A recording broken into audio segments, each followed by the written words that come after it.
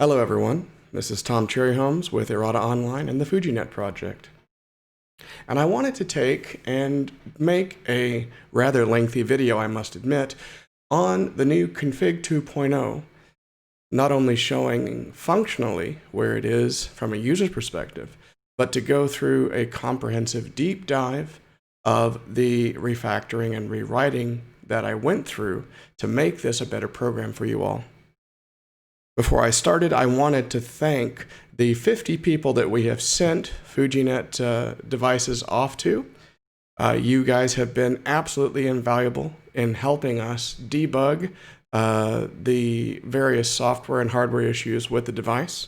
We've been very fortunate that there have actually been very few hardware issues, and that the firmware issues are being fixed very quickly as we find them.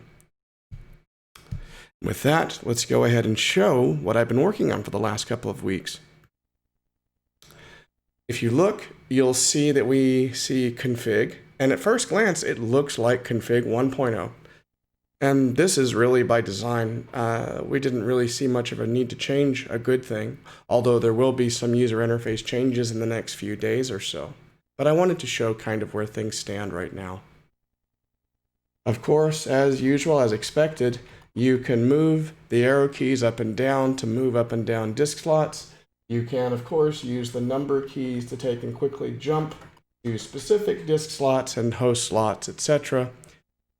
But one thing that may not be immediately evident is that you can now use the joystick to take and make your selections. You can use up and down, and you can use the fire button to select wherever the enter key is used to denote a selection. For example, to select host slots.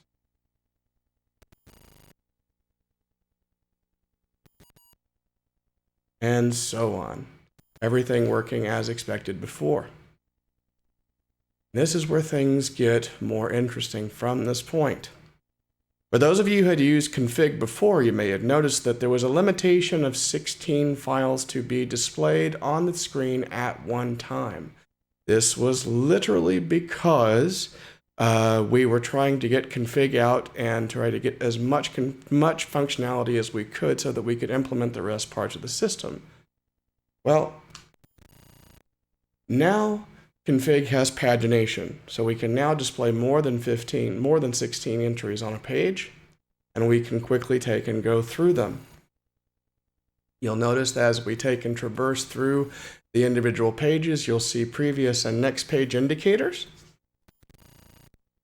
And one thing that may not be immediately evident, you can see the greater than symbol right next to next page, and if we go to another page, we can see the less than symbol right next to previous page. This pretty much tells you that you can use these symbols on the keyboard to quickly take and page through the individual pages.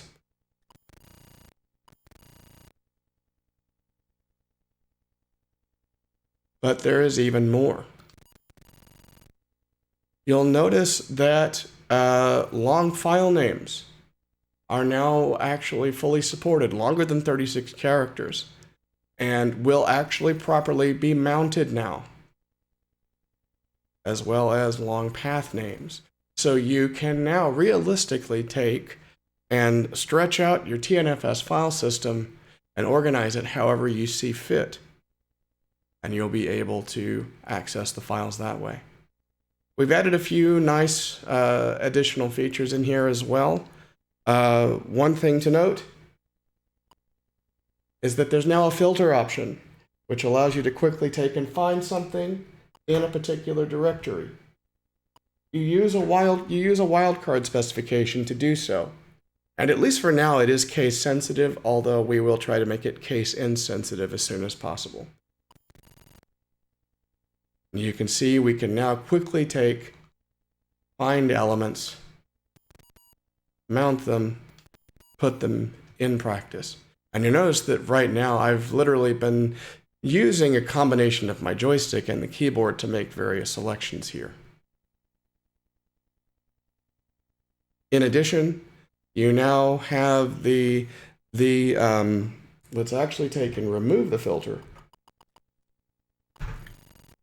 so that we can see all the files in the directory here.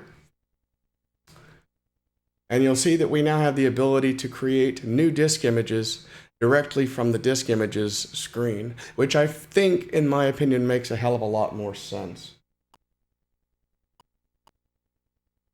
We give a disk image name. We give a disk image size. Are you sure? Yes. And finally, we're given an opportunity to be able to take and mount the resulting disk image, ready to go into that disk slot. We'll go ahead and eject it here to go forward. Now, for those who have not been following along recently, XEX support has been added to the firmware, so it is now possible to take and load XEX files directly. What actually happens is a boot disk is created, the file is placed on it, and a small bootloader is attached to the boot record of the disk, the first 3 sectors of the disk, which loads the resulting XEX file with as low of a memload as possible.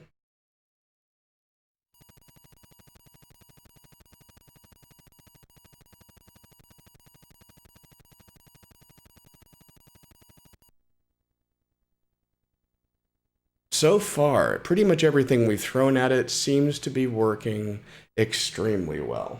So, I mean, all in all, very good. But we'll go ahead, reboot back out into config here, and we'll go to our code display for the rest of this video to show what actually happened, how I was able to take and implement the rest of these features and do it in a way that could be code maintainable going forward. If we actually look right now, we're in my work area for the FujiNet config, which is checked out from GitHub.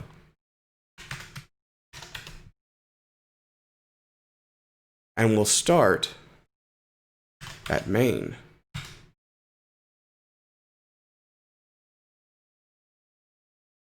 Now we'll go ahead just as a reference here, and we'll see if you've been following the source tree, you can see that I've split things out quite a bit more compared to how they were in the original source code.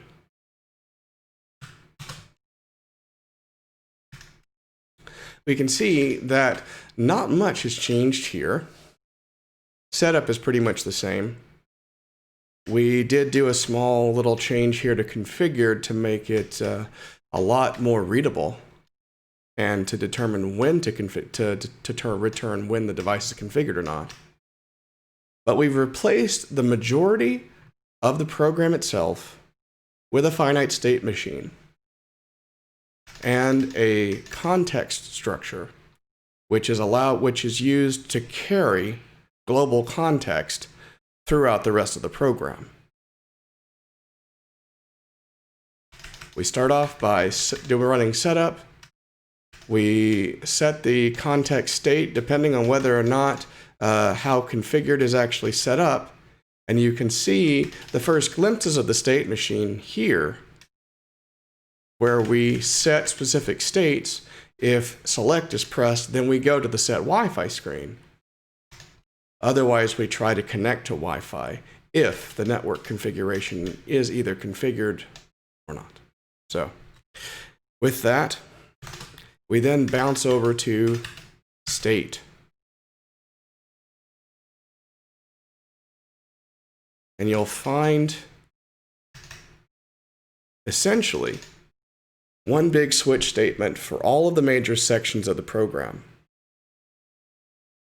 which include the code for setting up the Wi-Fi. That means picking the SSID, setting the password. And for reference, that actually corresponds to, and let me see if I can actually bring a video window here so we can actually put on the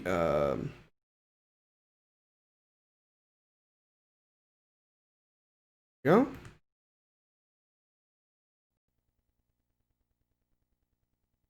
I'll just take this guy and kind of put him right here. We have set Wi-Fi, which corresponds to this particular state right here. We'll take and hit the reset key while we hold down select so you can see the behavior.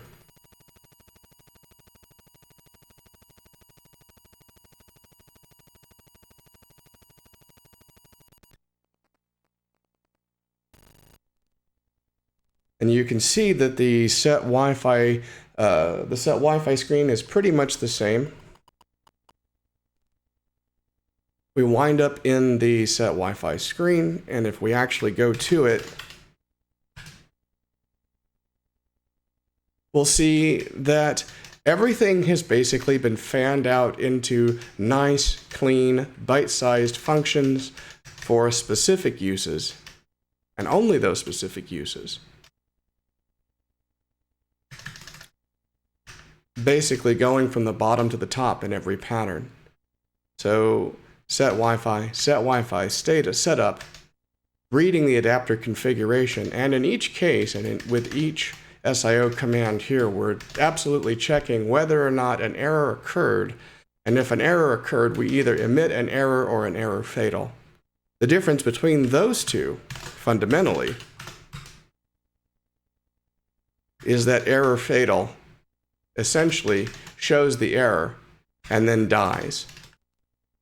Die for reference is essentially a jump to the cold start the machine.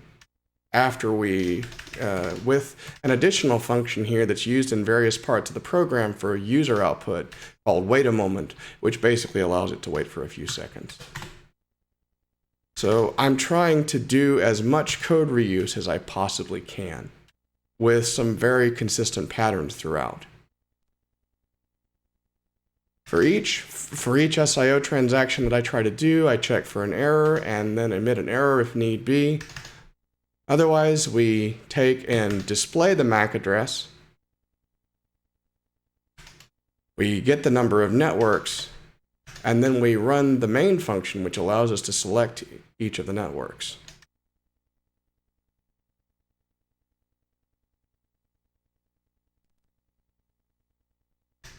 You can see, for example, print SSID, print the RSSI for each particular entry. And in each case, each one of these is broken up into small, readable sections. Get the number of networks. And if we have more than the number of max networks allowed, then we only show that many networks, so we don't spill off the screen for one reason or another.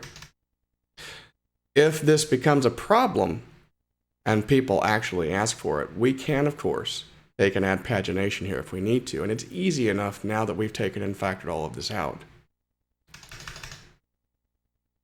For each of the entries, we take get the scan result, which returns SSID info, which gives us an SSID, which is a network name, and its relative signal strength. And we pass those across to be able to be printed. Finally, we create an entry to enter a specific SSID, show the bar, return the number of networks, and then we bounce across to a common pattern throughout the rest of the program, which is to process keys. We get input handle key, which in this case, if we go to input, for example, we'll see input handle nav keys.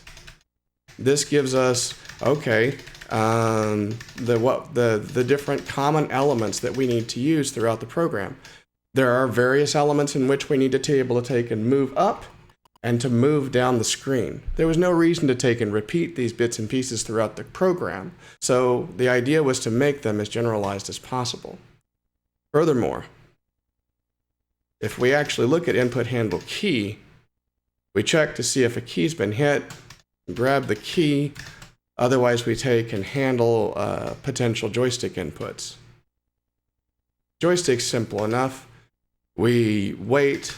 We don't do this all the time since this can be updated very quickly, but every so often we take and read the joystick, and if it's up, we return an up arrow. If it's down, we return the equivalent of a controlled down arrow key. Pass that back into the key handling. This allows us to use the same code that handles key presses and for joystick presses to essentially be the same and to be common across the entire program. Now we saw input handle nav keys. Input handle nav keys is an example of extreme code reuse throughout the program, and it has a couple of parameters. The first is the input from the key that's been handled here. The second is the origin of the first nav item on screen, the first Y position of the first nav item on screen. The number of the offset below that for the number of entries we want to be able to navigate across, in this case, number of networks. And we pass in a pointer to a variable here, which in this case we're treating as a cursor of sorts so that we know which entry that we are currently on. The way that this is ultimately handled, if we look, we can see the K, the position, the maximum number of entries, but the pointer to I, which is essentially the cursor. And in each case, this eventually gets passed into, if it's an up arrow, then we handle it as a nav up. If it's a down arrow, we handle it as a down. And if for some reason, if the key is not 0, that means something got pressed, then we take and we update the bar's position relative to the passed in position that's passed in through here. Nav up and nav down, simple enough, and you'll notice that I'm dereferencing the cursor here to check what value it is. And if it's greater than 0, then we take and subtract it. Conversely, with the down, if the dereferenced value is less than max minus 1, then we take and increment it. These give us nice generalized input and output routines here that will work for whatever function we want to take and put this into. So we have a certain number of entries to show for things like the Wi-Fi screen here. We have a certain number of entries for the device slots, for host slots, for the number of file entries on screen, whatever. So it allows us to take and really generalize this function and use it as many places as we possibly can. So we come back here, we input and check, and if we receive something that is an actionable key, that is an enter and escape, we get out of the key processing loop here and then figure out what we want to do with it. If it's a return, we want to take and save that. We want to take and save that entry, which basically results in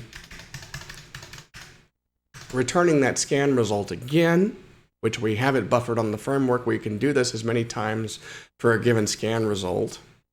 And it only gets invalidated when we scan again. Again, we check for an error. And finally, we copy in the network configuration from the returned entry that we get back.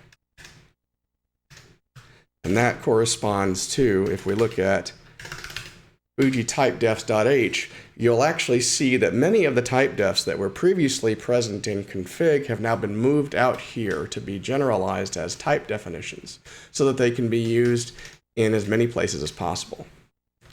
So we have right here the SSID info that we get right here. Each entry is returned as this structure here, the SSID and the relative signal strength. But we also have the network configuration that we want to be able to store on the firmware, which is, well, the network that we're connecting to and the password. All good, right? So now that's expressed as a nice clean type def, and it can be easily referenced anywhere in the program here. We don't have to, no muss, no fuss, no goofy globals hanging around that we have to extern to pull this in, etc. Again, grab the scan result, check for error, just to be defensive. Assuming that's okay, we copy it into net info here, and we're given the opportunity, if it's a custom SSID, then we take and use the screen input command here to take and get a new, to get a custom SSID name here, and to get that from user input, essentially.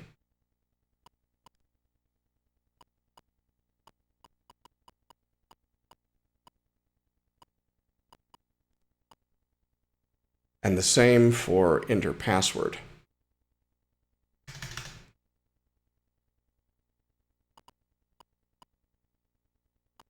Anyway, won't do that here. We'll just take and bounce out after a minute.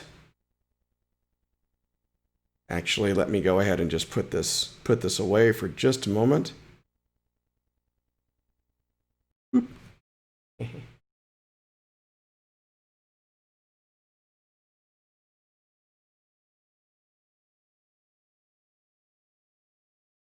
Now, we'll see I wasn't able to take and flip this over fast enough, but you were going to see that it was essentially take immediately after that point, we return back a state as part of Wi-Fi save network. And that state, in this case, is connect Wi-Fi, which takes us to our very next state. If we go back to state, we can see connect Wi-Fi. Again, in each case, our functions here are running themselves with a given context object and then setting the resulting state as a return of each of those functions. We didn't really use the context object too much in set Wi-Fi. We didn't need to. And in fact, in connect Wi-Fi, we really don't need to do much of that either, other than just a set state. So I won't go into context object just yet until we hit Distillator hosts. But if we go to connect Wi-Fi, we'll start to see a bit more flipping, a bit more playing out here, and in much the same pattern. We read the network configuration end to end. If there's an error, then we take and fatal out of it. Otherwise, we take and start setting up the Wi-Fi connection.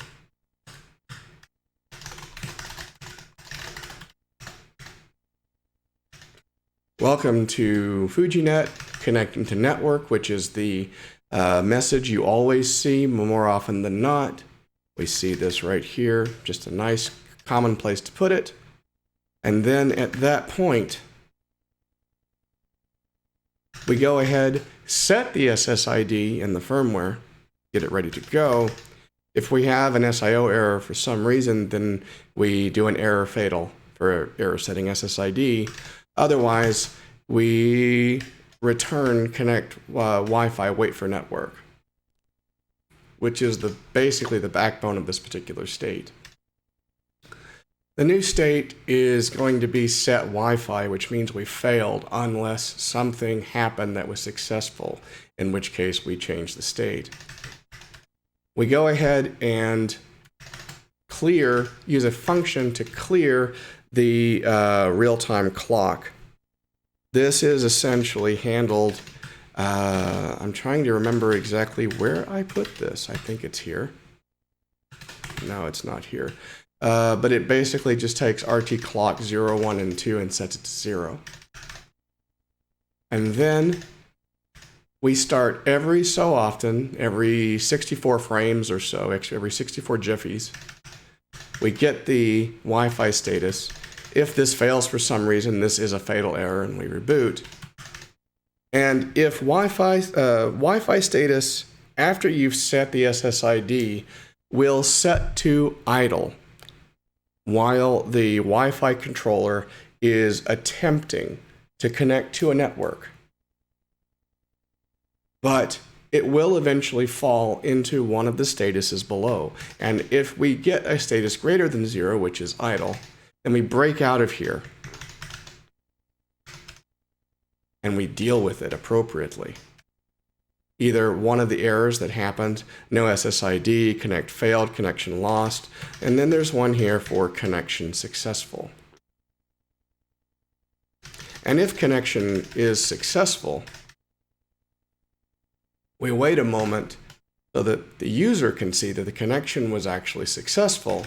We set the SSID, make sure that's okay, very good. This also takes and saves the SSID onto the FujiNet in the firmware if it hasn't already been set. We wait a moment, and then we change our state to Distillator hosts and bounce out into the hosts and devices section.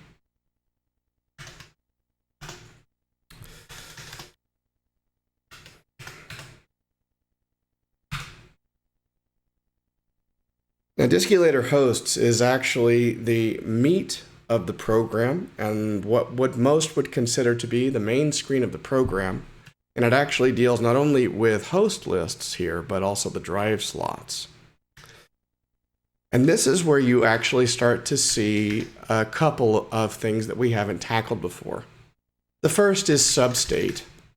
And that is literally just as it says. We have a state which specifies that we're in this particular section of the program, and then we have substates which denote subsections of that particular state, such as whether or not we're on the whether or not we're in the host section, for example, whether or not we're in the devices section, or whether or not we're done with this particular substate, with this particular state, and therefore we should fall out of this state entirely into the next state that's specified in context. And in fact, if we actually look at the function that gets called from state, you'll see that we call Distillator hosts here, and we wind up over here.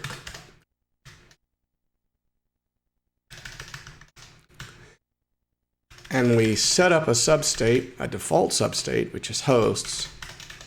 We do the Distillator host setup, which does all of the initial screen setup to make sure everything is nice and sane, such as setting up the display list changes, reading in the hosts and device slots, etc. And here's where you're actually going to start seeing the usage of this context object. And in our case here, we're only passing in part of the context object.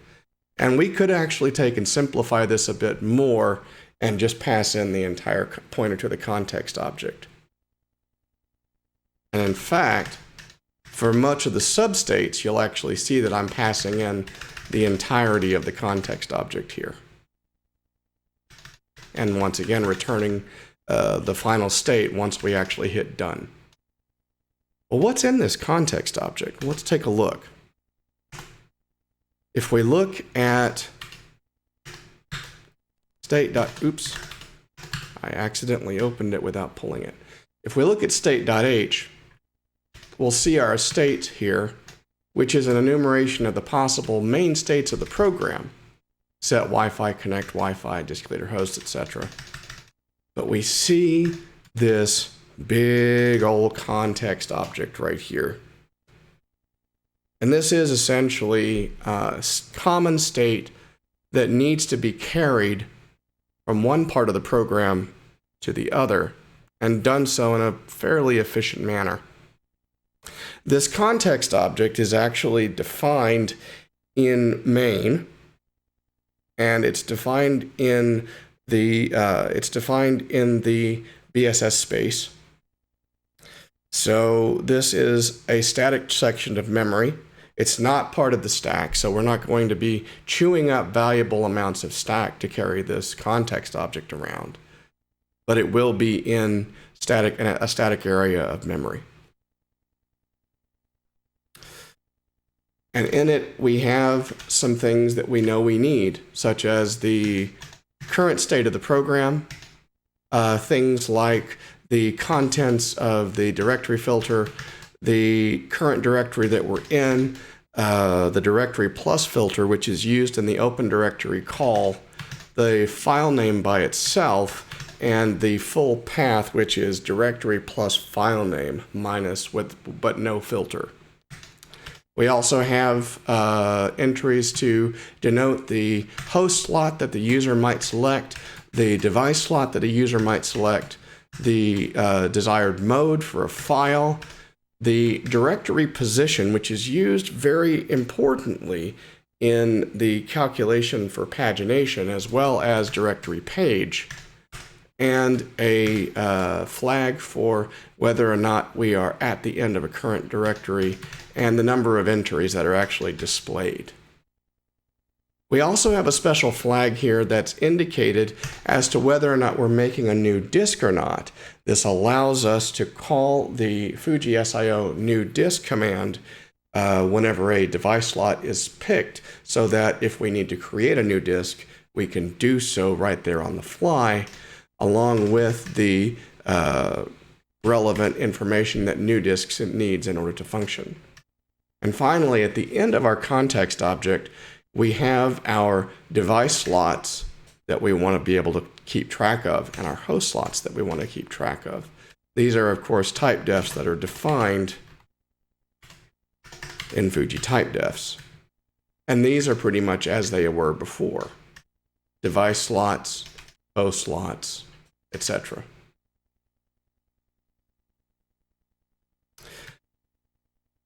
You'll notice that file maxlen, if we actually take a look at what file maxlen is here, this is still 36, and there's a reason for this, and that has to do with the fact that there is now a separate command which is actually used to set the file name for a particular device slot, while the existing function will still return a nice, easy to parse structure for displaying on the screen. And the firmware takes care of this distinction. So there's our context object. And everywhere that you see context, this is where this is being passed around. So going back to Distillator hosts, you can now see this being used to great effect. We go ahead and set our substate by default to hosts, and then we flip around in here while we're not done with this state to go into the appropriate sections for each substate. Distillator host, for example.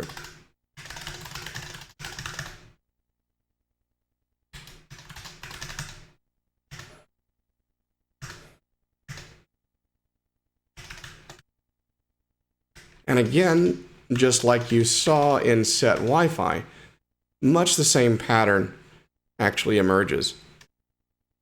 We go ahead while we're here, we go ahead and check while we're in this particular substate here. We loop around in here to handle the key presses and events for this particular substate. And if for any reason we hit the option key, we go ahead, immediately set the substate to done, set the context to mount and boot, and by the time we fall through and out of here, our state will change and we will flip into the mount and boot state. And again, much the same pattern here.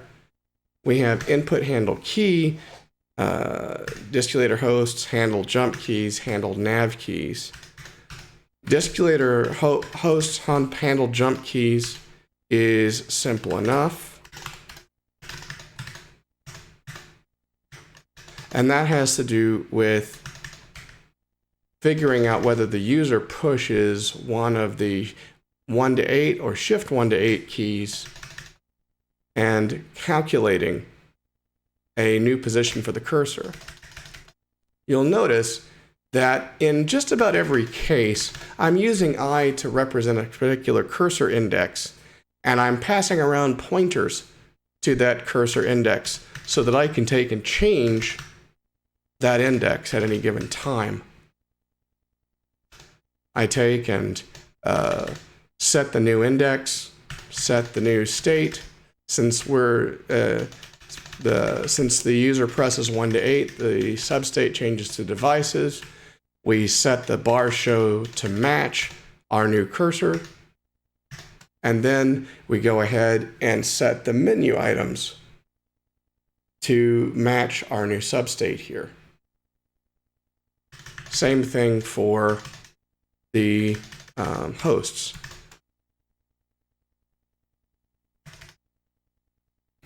Now you saw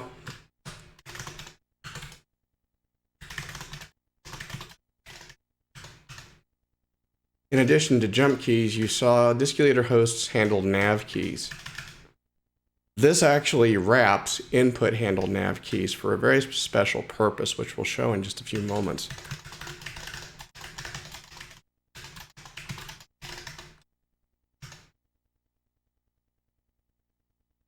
You'll notice that when we're handling nav keys, we need to figure out whether or not we are in devices mode or whether or not we're in host mode, host substate.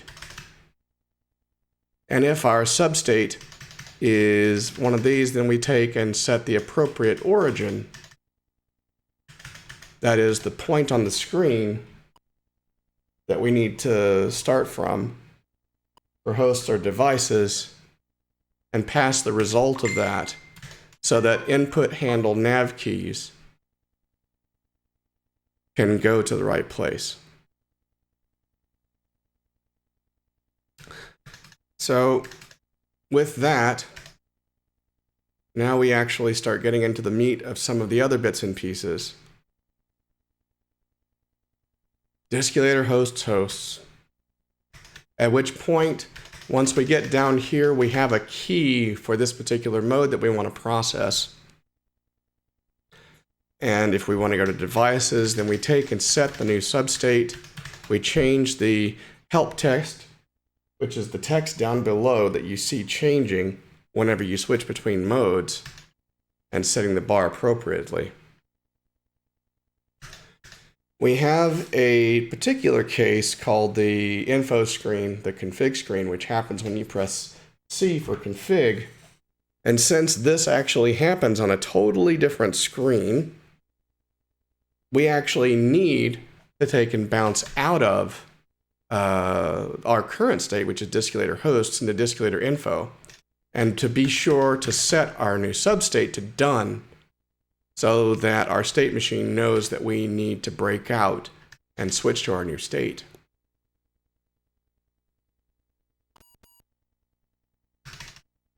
We have handles for edit host slots. Nothing really too spectacular here, but you'll see, if we look at it, there's not much to it. We simply take and check to see if it's empty. If it's empty, then we go ahead and show our empty text. Otherwise, we take and show what's in the host slot and give the opportunity to edit it. Now you'll see another particular pattern that's used across here, and you'll see that there is a very low instance of inline constants, inline text constants being used, opting instead to use variables out in the data segment wherever possible, so that we can reuse reuse strings wherever we can. And you'll see that particular variable used in various places.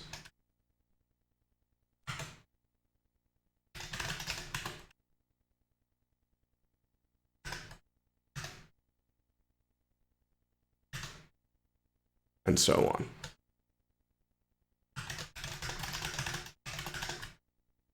Finally, not only do we have the ability to take and switch between the devices and hosts, different states, but we have our return state, which is, okay, now we need to take and go to Distillator Select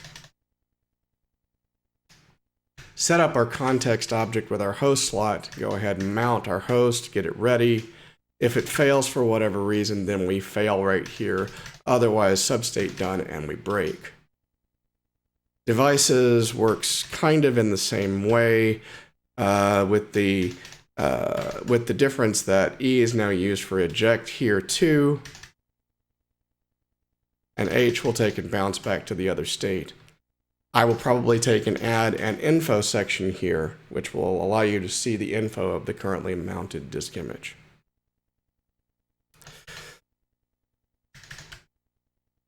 So that brings us to the next possible state here.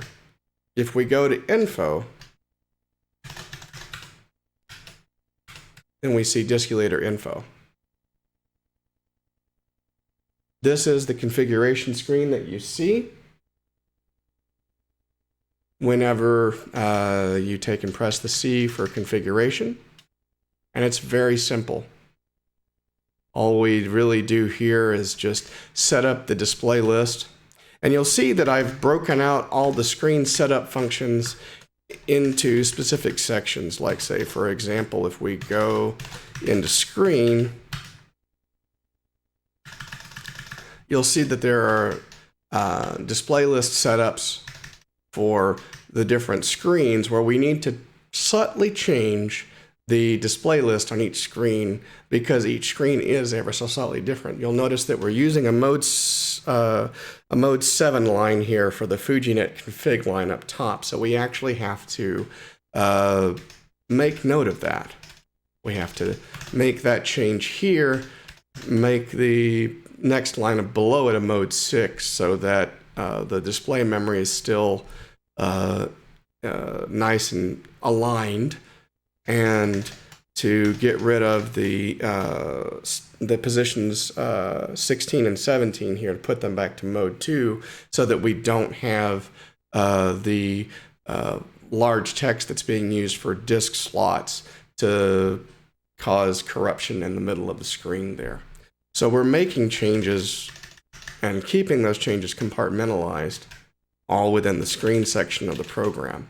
So all of the low-level screen functions are actually living here in the screen, and that includes all the display list changes. Again, just in the interest of keeping the program readable. We go ahead, read the adapter configuration, which goes into adapter config. And since this is a small enough structure, we go ahead and keep this guy on the stack here, because we'll use it and then we're done with it. We don't need to keep it around. And if we look at Fuji type defs for adapter config, we'll see that adapter config here contains all of the information that we want to be able to display on the info screen. Nice and easy. So we take that, grab it, again, check for error, and finally just put it on the screen as efficiently as possible. We wait for a key. Again, we're using our input handle key here, so we get the opportunity to get the input from the joystick. And then, based on key presses that happen here, we go to connect Wi-Fi, we go to set Wi-Fi, or based on our new state, default new state. Otherwise, we simply go back to Distillator hosts.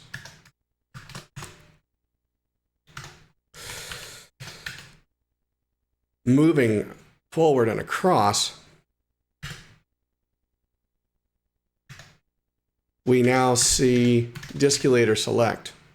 And Distillator Select is what's actually used once you select a particular host slot to see the list of files on that particular TNFS server or the local storage, depending on the host slot that you select. Recall before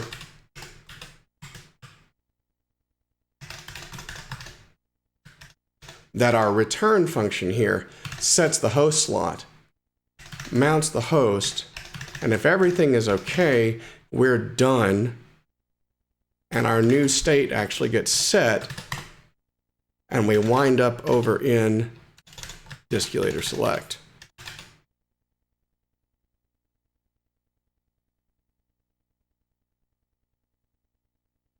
Once again, before I actually take and go down into the meat of the initial switch here, you'll see that we have a handful of states here for this particular portion of the program. For selecting a file, or going up a page, going down a page, advancing into another directory, say you've selected a folder, or devancing a directory, which is used whenever you want to take and use the backspace key to go up to the parent directory. Advanced directory is actually used in a couple of other cases, which we'll see in just a moment. We're using it so that we can safely get out of the select file stage in case we want to refresh the directory for one reason or another. We see some small type defs here, which we use throughout the program, and we see a couple of constants which help make the code more readable. And of course, inside our select here, much the same pattern as we see before.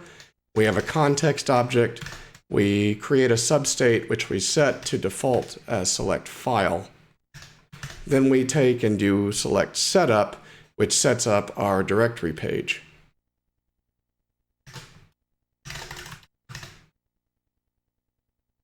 You'll see that we clear out a few parts of our, we go ahead and patch our display list appropriately.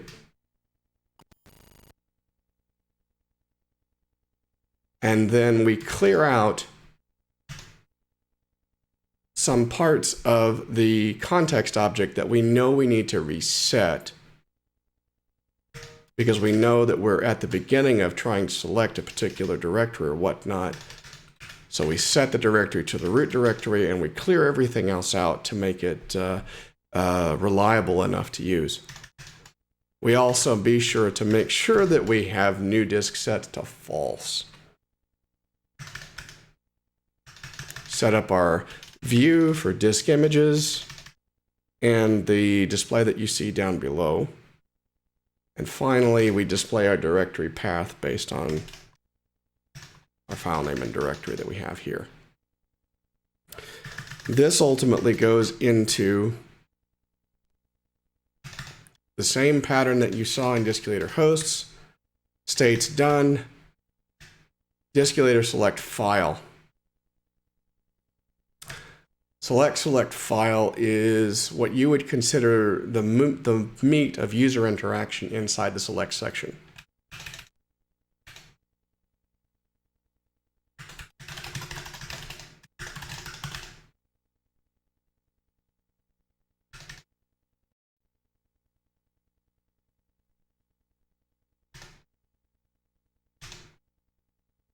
And you'll see here much the same patterns. We go ahead, we handle the file, we grab the key, we handle the page navigation using the same functions as before, and input handle nav keys again based on such things as the directory, the number of directory entries displayed, etc. Finally, our cursor, just as before. And then if everything falls through to this point, then we handle the special keys for this particular page. Distillator select handle return, which in this case, if we select a particular item,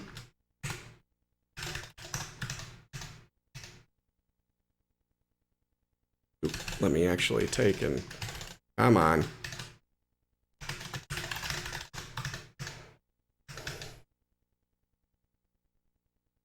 Then we take and figure out a few things here. This is the return handling, which we'll actually go back to in just a moment. I actually want to take and handle a couple of other details first. Elements for previous page, next page. If we advance the directory, then we want to take and reset the subdirectory pages, each element in the context object, to a known state.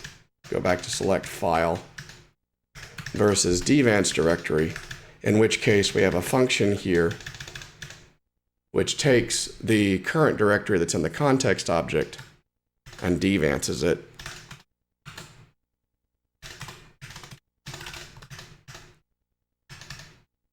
This essentially uses a trick where we start from the end of the string,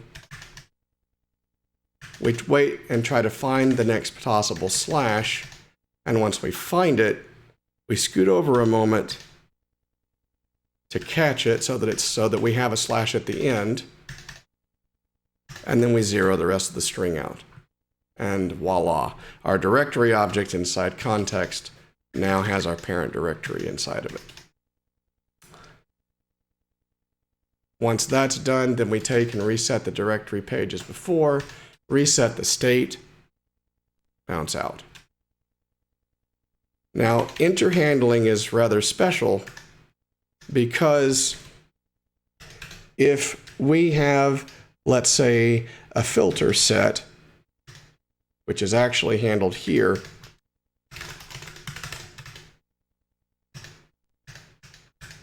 we take and set the filter object inside of context object.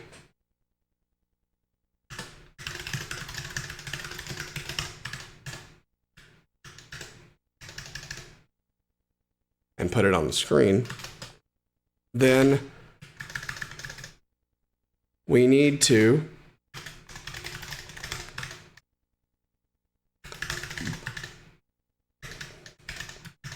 take that into account when we actually take and return out. Again, much the same pattern. At each particular SIO kennel, we absolutely make sure that we handle whenever there's a problem. Right now, most of these are fatal errors. Some of these can be turned to non-fatal errors. If this is indeed a directory, which we figure out by whether or not there's a slash on the end of what got returned, then we append that onto the end of the directory object inside of our context object. We clear out file name, which we were using essentially to hold the entry that we just selected, display the new directory path, and then set our substate to advanced directory, which does what we saw below. Otherwise, if we select something that's a file, then we take and go to Distillator Slot. The other major bits and piece is, of course, the new disk section.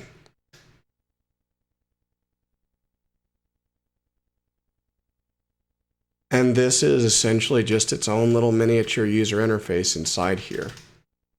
You'll see, if you saw the new disk function before in the previous code, you'll see that I had strings that were like this.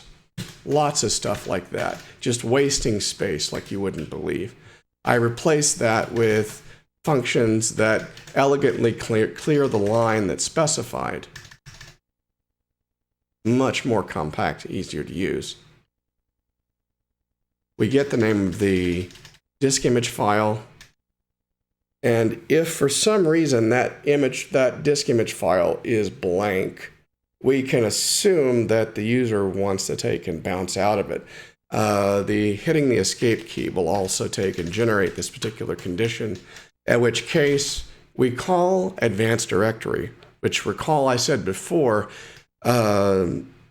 makes it act like the directory changed and therefore the directory needs to be refreshed. And then we just return. Otherwise, we clear out and again ask for the disk size and set up the appropriate number of sectors and the sector size to accommodate which number the user selected for the different disk sizes. Otherwise, we have a special case called 7, which is custom. Again, you can see if I hit enter, it went back to the directory display.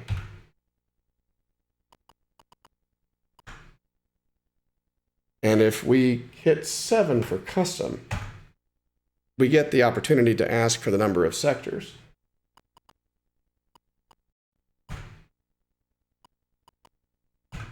And the opportunity to say, are you sure or not? If not, then we simply go back to the disk selection screen. Otherwise, if we are absolutely sure, then we set the state to done so that we can get out of here.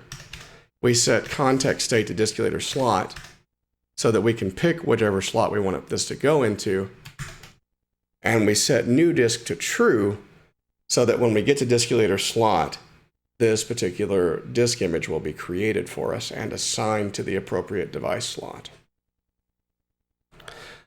That's pretty much it for disk select here. Again, these are nice, just nicely compact, well-defined sections of the program now, and it's no longer just a big bowl of pasta. Everything is in a nice little function. Everything is nice and easy to understand. Moving forward, we have Distillator Slot. And Distillator Slot, again, has its own set of substates. Selecting the slot, selecting the mode, and committing the slot are the three most common substates that we will use. And if new disk is flagged as true, then there's a substate called create disk, which will create the disk image before it takes and mounts it to the slot. Again, we'll see much the same pattern here for Distillator Slot.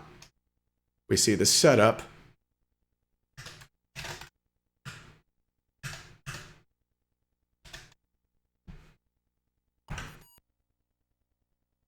which sets the mounted device slot, sets up the display, reads the device slot, goes across. Now I see a section here where I should do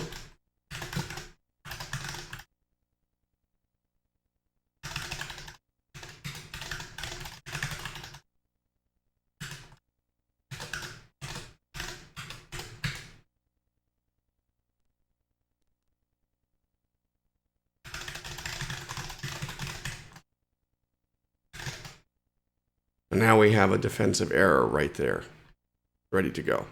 Bam, save that, and I will commit that in just a few moments.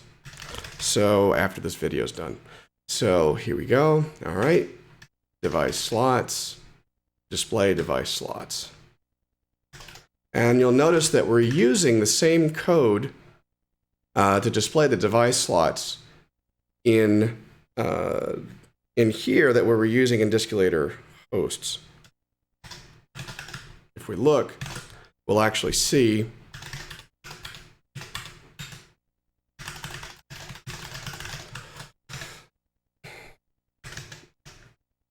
you'll see that we have two function parameters here, one for the Y position of the screen and the device slots that we want to pass in. And the reason that this is done is literally so that we can display the device slots on the top of the screen here, while on the bottom of the screen. Hello. Now, one could argue, and this is actually something I just thought of, we could actually display the info for a particular disk image on the top portion of the screen and keep the device slots on the bottom section of the screen so that you're not moving your eyes when you take and bounce back and forth between device slot screens. But because I have this function well genericized here, I can make that change very quickly. Display device slots. Give the opportunity to mount that device slot. And furthermore,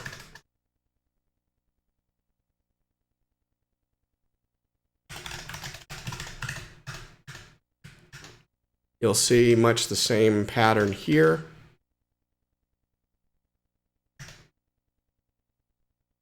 We set the device slot in the context object. If we hit enter,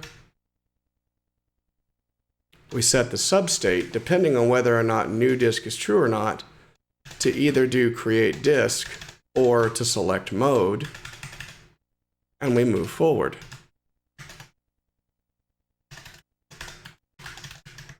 Finally, with select mode, you're given the opportunity to say, well, what mode do we want to use? And the way that this actually works is for anything that is essentially not, or anything that's not an escape. If it's an escape, then we're done and we want to break out of this and not finish this particular transaction. We're done. Boom, done.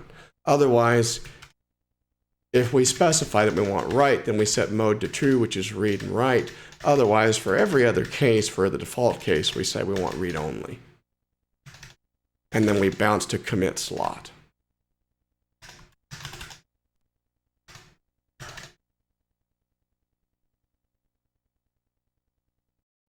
And if we look at commit slot, we'll see that there's not much there other than ensuring that we construct the full path to the device slot, which is that full path that we saw in the state object from before. Oh, come on. Please don't do that. Thank you.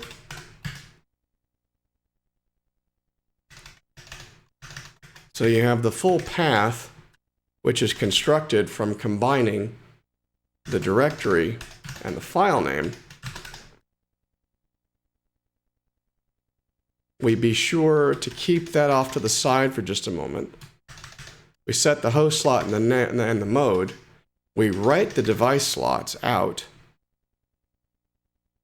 We write the file name, which we use our brand new function that we've created for this purpose, giving it the full path.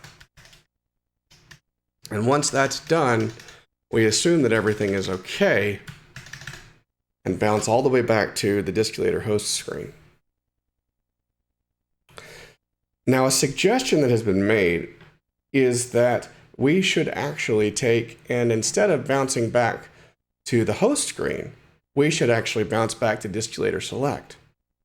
And in fact, we can actually do this because we've taken and fanned out each of these particular states in each of these different sections of the program into their own state. It's easy enough for me to make a single line change to bounce all the way back to Distillator Select. And because we've got the context object that we're bouncing around, we'll have all of the context-sensitive information that we need to reconstruct the user experience at that point. Not any problems. So that's Distillator Slot setup in a nutshell. We'll go ahead and save that. Okay, great. What does that leave us with? Not much else. Only a couple things left.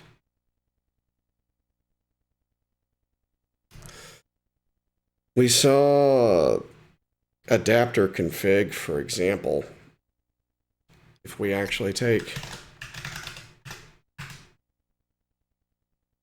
this, is actually going to be where we will be able to set up certain aspects of the adapter, such as setting the host name and whatnot.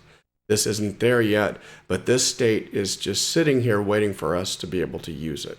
So it will be easy enough to take and create a new state to handle this particular eventuality when we're ready. Finally, mount and boot, the simplest one of them all.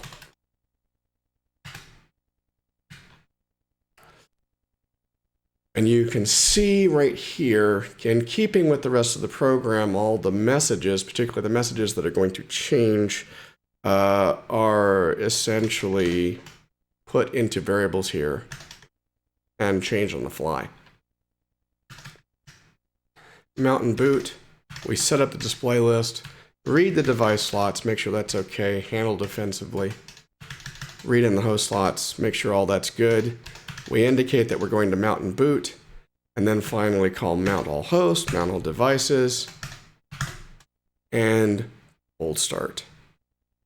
We never actually get here, but since we're using a common function pattern that must return a state, we go ahead and return one anyway.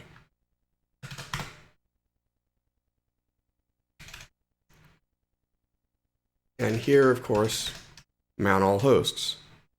Read the host slots. Flip through them. Call mount host on each one of them. If there's a problem, we show it. And then we update the status messages as we're doing it, by literally taking and going to the end of each of these and replacing it with the appropriate ASCII value.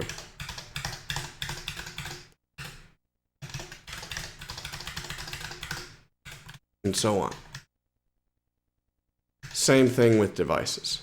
Much the same pattern. And in fact, with a bit of refactoring, we could actually take and combine these into a single function that does the same thing with a parameter change, perhaps.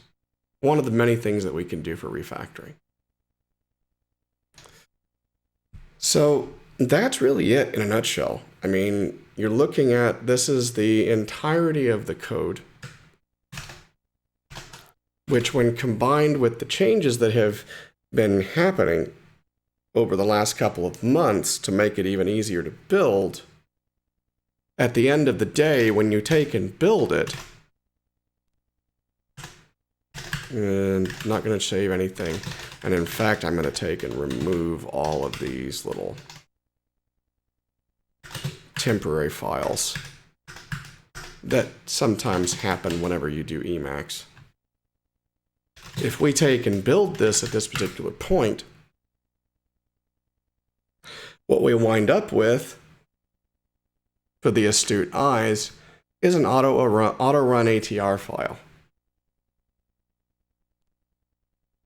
which we can then take and bounce over into our FujiNet Platform IO data directory for development use and load in as part of the file system. In fact, that's actually what I'm doing right now. I have a VS Code window open over here. I select upload file system image, and roughly about 20 seconds later, it will take that new auto-run ATR I just copied over and put it in as part of the Flash file system. Give it a few minutes to write it. 23, 26%, 50%, 65%, 96%. And we're done. And if I hit reset,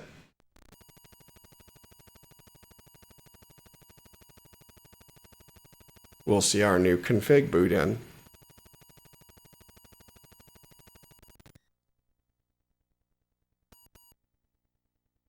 Now recall I made a subtle change to the way that image mounting is performed. In fact, we can test it. If we go in, for example, and load here, you can see that we immediately bounced back. Instead of going to the disk host screen, now we're sitting at the disk images screen.